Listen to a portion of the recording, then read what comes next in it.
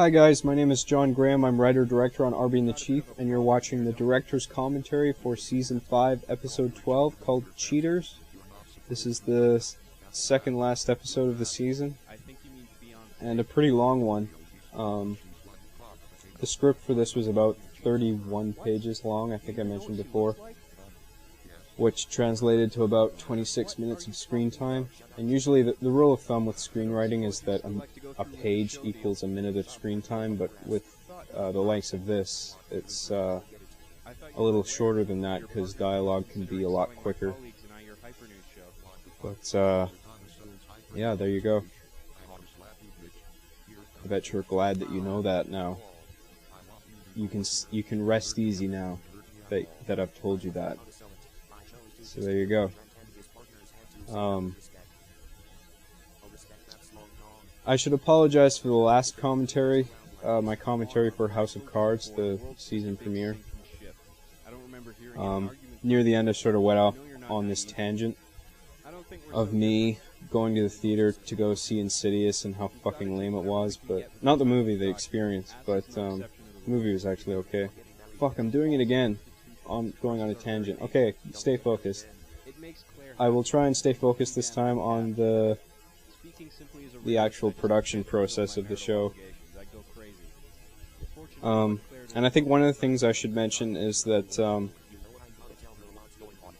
any machinima sequence that you see, including this one, not only in this season but like the whole series, really, 99% of the time I do everything myself, and it just involves me, 4 controllers, and 1 console.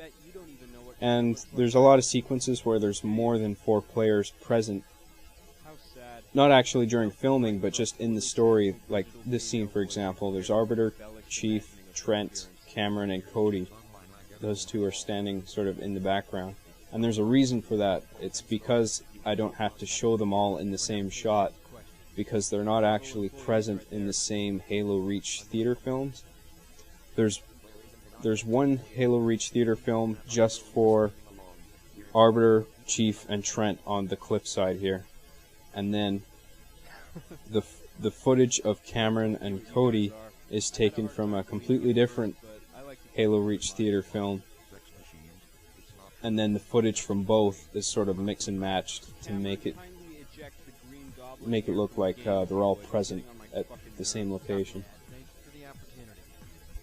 And yeah, it's all in the editing. You know, making it look like there's a lot more going on than there actually is. A prime example being the fight scene in Double Trouble, where Arbiter, Chief have 2-on-2 with Cameron and Cody, and that whole scene is just me controlling each of those players one by one, you know, performing the actions that are supposed to occur in order. So like, you know, Chief has to do something, it's like, okay, I'll pick up Chief's controller and he has to turn this corner and aim his assault rifle like this, and I'll do that. And then Cody has to come along and kill him, so I'll put down Chief's controller, pick up Cody's controller, and have him kill Chief. And then Arbiter has to come along and kill Cody, so I'll put down Cody's controller, pick up Arbiter's controller, make him walk towards Cody, kill him. And then right after that, Cameron comes in and has to snipe Arbiter in the head, so I have to put down Arbiter's controller, pick up Cameron's controller, and make him kill Arbiter. And it's an extremely slow and extremely tedious process, and you know, for every one of those player deaths, I have to go re-equip them and then, you know, move them back to where they need to be. And it takes a really long time. When I said I have to rearm the players after each death, that's why I have these little weapon and ability caches just sort of in a location on a map where I don't think there's going to be any filming. I'll just like put a pile of weapons and armor abilities to sort of bring players over to, the empty players I'm controlling over to sort of equip them. And that's what you see for a split second in one of the shots in Double Trouble, where Chief guns down Cody with his assault rifle, and you see Cody die, but in the background you see a bunch of armor abilities grouped together in the background. That's one of my caches that I put to sort of equip all the players. It wasn't supposed to be in there. I didn't actually catch that until after I'd recorded the footage and I went through it in post, and I was like, oh shit, this shot's pretty cool, but that stuff is there. But I decided to just use it anyway because the shot was too good. Come to think of it now, I should have cropped it, but I don't know, maybe there was a little too much to crop. Like, if I would have cropped it out, then there wouldn't have been enough of Cody to see. I don't know. Maybe I'm just stupid. I don't know, but whatever. I didn't. It's there, and nothing we can do about it now. So anyway, regarding where we are in the episode right now, I had a lot of trouble writing this particular sequence, because I sort of realized, like, after I had the script done, I sort of realized that there was a number of ways that Arbiter could reach out to Claire beyond just, Xbox stuff, like messages and whatever. That he could actually just go on a forum or something and start a bunch of shit, and then, hopefully it would have sort of, the news would have snowballed, and then Claire would sort of take notice of it and then find out that way. So I had to sort of have a scene, this scene right here, that sort of fills that plot hole, where it's like he tried to get in touch with people over the forum to let people know that Trent was no good, but I just had it so no one kind of believed what he was saying, and everyone thought he was full of shit. So, there's also the issue, like, Arbiter could have just, a few people brought this up in the comments, that's what made me think of it, is that he could have just made a Hyper News episode, giving a shout out to Claire, but thankfully a couple things worked in my favor for that, purely by coincidence. This isn't stuff I planned out. Sometimes things just are in place in such a way that, they can either work for you or work against you. You just never know. And regarding that, a couple things worked in my favor. The fact that Arbiter couldn't just make a Hyper News episode to get in contact with Claire. One, Greg is about to leave, and Greg's their cameraman, so it would have been really hard for them to film. But that still doesn't really justify. I mean, they could have just had really bad camera work, but have made the episode anyway, or just not even an episode, but just a video saying, "Hey, Claire, Trent's bad. Don't marry him." But the other thing that worked in my favor is that at this point in time, the wedding is only a day away, so it's a very short time span for them to whip out the camera, record everything, edit the video, and then get it uploaded in time for Claire to see. So it's sort of implausible, and I'm thankful for that, because I didn't really plan that. That just sort of happened, and it sort of works for the story. It's kind of scary, because sometimes you don't have control over those kind of things. It's just like, sometimes you'll just hit these roadblocks, or sometimes, you'll just find these things that work for you, and you just go along with them. Anyway, I'm sort of rambling here. This scene right here is an almost shot-for-shot reference to American Psycho, starring Christian Bale, and the sequence being referred is the Paul Allen axe murder scene. And I say shot for shot, like the very first shot of Greg in that sequence there, where he's on the tissues with the whiskey shot. If you look at the actual shot from the movie, you'll notice like Paul Allen's glass of whiskey is set where Greg's whiskey shot is set, and also in the movie shot, to the other side of him is an ashtray with a cigar laying on it, and in the shot with Greg, his felt pen is lying in the same position and facing the same direction as the guy in the movie's cigar is. So I was sort of looking for every way possible to mirror that sequence. And a lot of the dialogue cues too. Not the dialogue itself, but just the cues, like when the things are said. It's not the same dialogue. It's like all, Halo and video game and Bungie stuff. But it also marks the return of the raffle knife, which is a thing I had. I can't remember exactly which episode, but it was an episode from one of the earlier seasons, and it was when Chief was trying to get rid of one of the old characters, Todd. And I'm glad I got rid of those characters, Todd, Travis, whatever. That was sort of a very experimental time for me, and they were very one-dimensional characters. Like, Todd was just this nice guy for Chief to pick on, and there wasn't much else to him other than that. And Travis was just loud and shouted at everything, and they just weren't really that interesting. And I'm glad I got rid of them. And I do like Greg, though. Greg is an addition I'm sort of still proud of. I don't regret. Because he's sort of this... He's like essentially the symbol of fear. Like the literal fear. The symbol of fear for like games and movies and stuff is an actual like box with a spider in it.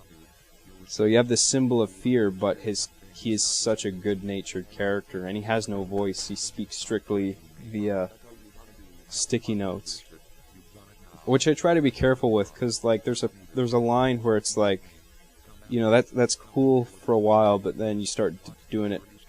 If he starts writing too many notes for the viewers to read, then it just crosses the line of being cute, and it just starts being annoying.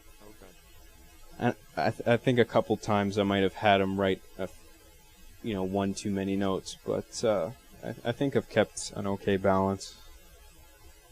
I've tried to have him say as little as possible. I'll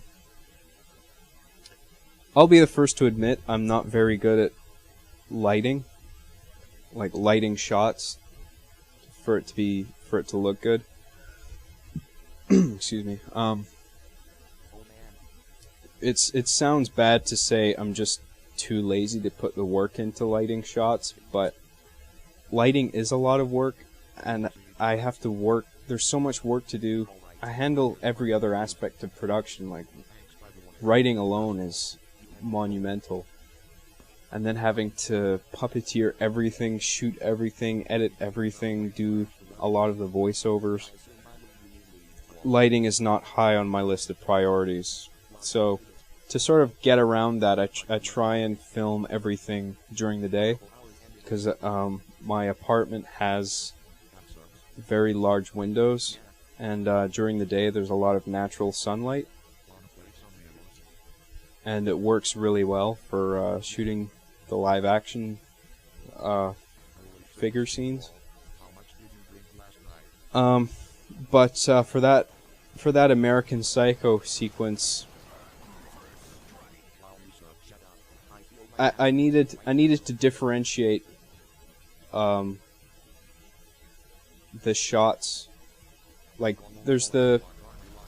I had this early morning shot of the toys, like after their little fight, they're drunk or hungover or whatever, and it would have looked weird if, like, the situation with American Psycho reenactment with Greg and Arbiter and Chief's little fight. It would have looked weird if that was filmed during the daytime, and then after the wedding day text, it would have shown the figures with the exact same level of daylight. This would have looked funny. So I needed to differentiate the sequences and, you know, be able to visually state, okay, it's the morning now. Things look different. So I filmed the previous scenes during the night, and it doesn't look as good. Well, it doesn't look good, period. Because you know, shots are too dark and stuff, and whatever. But yeah, that's why that is. So. Another thing with the machinima sequences, at this point, I always try and look for opportunities to tell the story visually when I can. To give you an example what I'm talking about, in this shot right here with Arbiter, in the background you see the Keep Our City Clean sign, which sort of reflects his, sort of a statement on his morality. He tries to be a good, clean person. You know, clean in a spiritual sense. And every scene with Timothy here, you see bullet holes, and in that particular shot, you see a string of bullet holes leading up to his visor. And I incorporated that to sort of foreshadow that he gets shot in the head in the scene that follows. So I'm always looking for, you know, it's just little stuff in the background to foreshadow stuff or emphasize certain things about their characters or something like that. I don't want to sound like I'm being too artsy-fartsy with it, but you know, it's just something I think makes things more interesting. You know, it's not just shot, reverse shot, which means just like having camera A on character A, camera B on character B, and just switching between the two for a conversation. I try and make shots interesting. Like this one right here, he steps into the water and you see the ripple effect. You know, the ripples shoot out from outside his feet. That was sort of to reflect on the fact that Arbiter is about to take... He's about to take action that is irreversible, which is, you know, crashing this wedding and getting banned in the process. And to have that sort of foreshadowed by something as simple as, you know, ripples in the water, I thought was kind of cool. Again, I don't want to sound like I'm being too kind of artsy with it. I just think it's kind of cool, and like, if it's sort of there, then people can look at it and go, oh yeah, I kind of see what he's trying to do. That's kind of interesting. But yeah, that's sort of my intention behind that.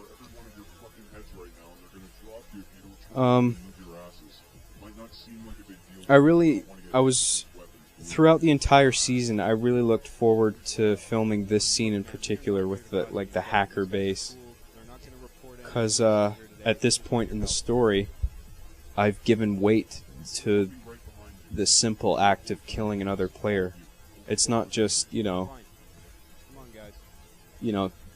player A kills player B and player B just simply respawns. Like, there's an actual weight to the act of fragging now, because players can get banned by these modded weapons and have their account passwords sent to these hackers, and, you know, might actually have their lives ruined as a result of that. So dying in the game is almost like dying real life, and that sort of dying in real life, sorry, and that sort of gives an intensity to this scene that I really enjoyed playing around with. And I really like that when, you know, making the small things seem epic. Like in this scene, there's only one shot that's fired. It's not some big, you know, all-out balls to the wall action sequence. It's just this really sort of character-driven, close quarters, intense scene, and it's all through like slight head bobs, and there's only ever one shot fired. It's when Timothy dies right here, and I think it's really cool to be able to do that and achieve a huge intensity, you know, instead of just like having some all-out generic, you know, human versus covenant sort of thing where everyone's just shooting each other. There's no emotion. There's not much emotional investment in that. Well, I mean, it's possible, but not a lot of people achieve that. But with this, you get a sense of Arbiter's desperation trying to put a stop to this wedding because he really cares about his friend Claire.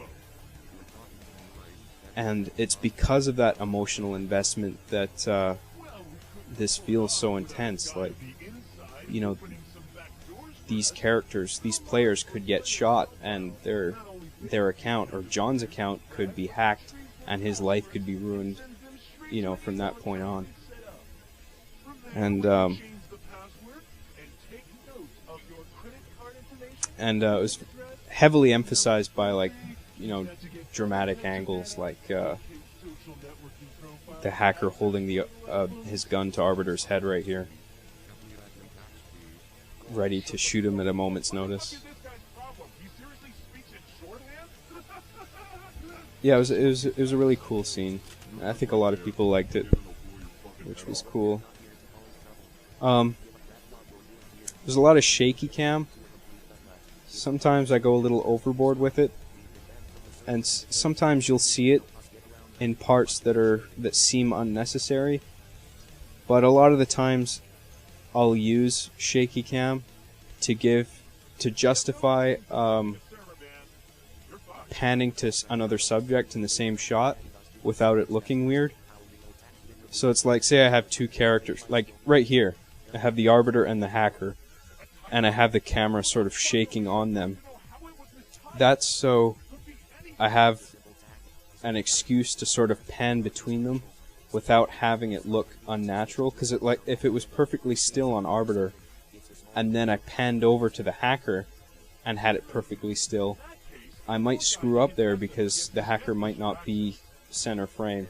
So if I'm always shaking it very slightly, then I always have the opportunity to center whatever the subject is into frame. I don't know if I'm explaining this very good, but yeah, that's my reasoning for that. And I really like this little scene right here. It doesn't make a lot of sense because clearly indicated by their armor colors, they're opposing players in a free-for-all match. And they're having this little face-off instead of just shooting each other, which doesn't make a lot of sense, but it kind of works for the story and for dramatic effect. And right here, I like the fact that you don't actually see the John J.G. I forget the order of the initials, but you don't actually see him die on camera.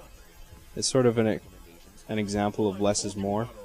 It's cooler that it's something that happens off camera, and yeah, and this scene right here too, there's sort of an element of realism added to the scene, because like you hear this conversation with Arbiter and the hacker in the background, and at the same time you have that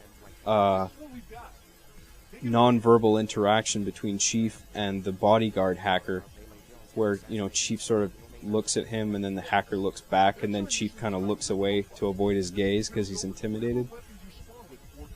And all throughout that, Arbiter's having this conversation with this hacker.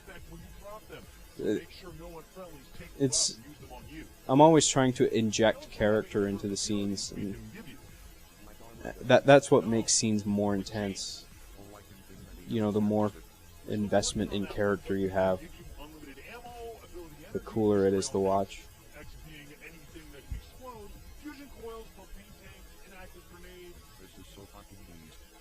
So, I'd also like to thank people for submitting their cheating and hacking experiences, which really contributed to this scene. I realize a lot of it's inaccurate, but it's sort of like this balance between realism and fiction.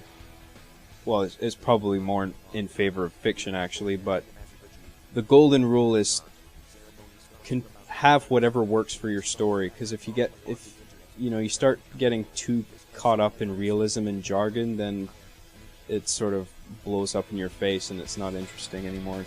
You've got to put your story first. Whatever works for your story, what makes it move forward, that's what to concentrate on. So, we've reached the end of this commentary. Thanks a lot for watching, and I hope you enjoyed listening to my dreary voice again. So next week there will be a director's commentary for Cheaters, or not Cheaters, Collapse. So hope you enjoy. Thanks for listening.